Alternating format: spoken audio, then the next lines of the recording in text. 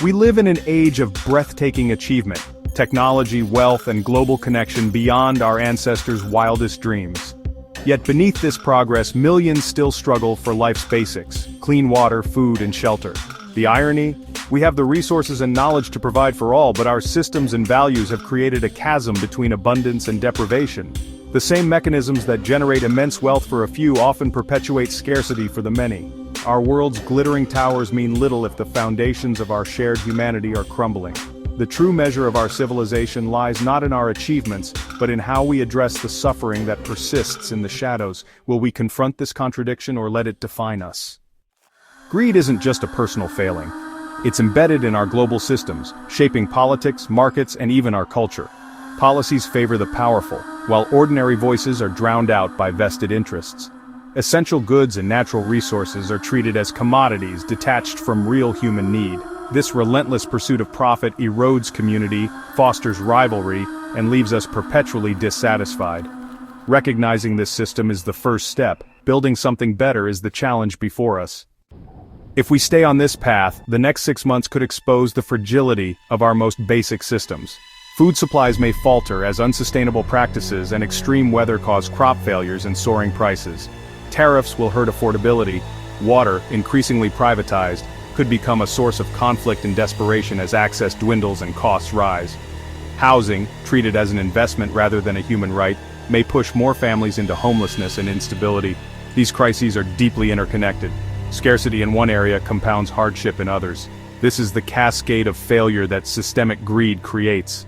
The coming months will test whether we can change course or allow profit to undermine the pillars of society. The time to act is now. When basic needs go unmet, the social contract unravels and unrest becomes inevitable. Ordinary people, pushed to the brink, may turn to protest, demanding food, water, and shelter as rights. If ignored or suppressed, peaceful demonstrations can escalate into riots and chaos. Trust in institutions evaporates when they serve the few over the many. Social media amplifies unrest, spreading instability across borders. In this volatile state, opportunists and authoritarians may rise, promising order but deepening division. The breakdown of social cohesion is a stark warning. Unchecked greed threatens not just prosperity, but peace itself. The cost of inaction is a world more brutal and divided. In crisis, we look to leaders for wisdom and action, but too often they're insulated from the realities most people face. Many respond to unrest with force, not solutions, mistaking desperate citizens for criminals. True change is stymied by ties to the very interests that profit from the status quo.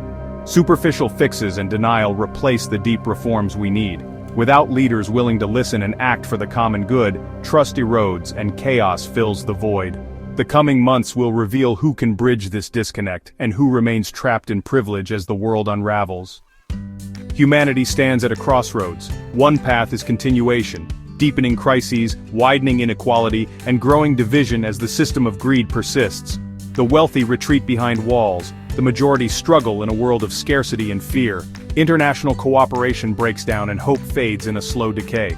The other path is harder. Cooperation, sustainability, and a fundamental shift in values.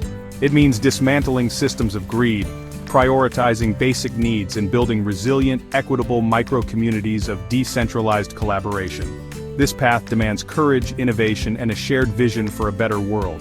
The choice isn't abstract. It's made daily, in our communities and our hearts. Which future will we choose? The path of cooperation is practical, not just idealistic.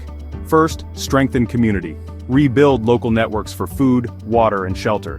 Embrace decentralization. Support local farmers, small-scale manufacturing, and community-owned energy. Simpler living reduces our impact and restores meaning beyond material wealth. Create a velocity of money in the micro-community with a self-sustaining lifestyle. This isn't deprivation, but a joyful reevaluation of what matters. Relationships, health, and creativity. A quality of life, not a quantity of life. Ground our actions in empathy, solidarity, and stewardship for the earth. Use technology wisely to solve real problems, not just generate profit. By weaving together community, decentralization, simplicity, and ethical innovation, greed will be considered a mental illness. We can build a just, resilient world. Survival and hope depend on the choices we make now. Consumption is the consumer's power. This is our task and our greatest hope. We are building a circular economy for sustainability. C2, C fashion and technology.